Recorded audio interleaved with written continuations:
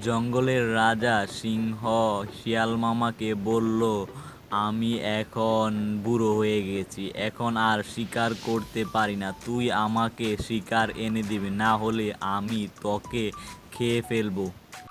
তখন শিয়াল মামা চলে গেল একটি মাঠের একটি গরুর কাছে। তখন শিয়াল মামা গরুকে বলল, তুমি চলো এক জায়গায় যাই, সেখানে অনেক ঘাস আছে, সেই ঘাসগুলো অনেক সুস্বাদু, তুমি আচ্ছা করে সেই ঘাসগুলো খেতে পারবে। তখন শিয়াল মামা গরুকে হাঁটতে হাঁটতে বলল, চলো আমরা সেখানে যেতে, সেখানে অনেক গাছ আছে।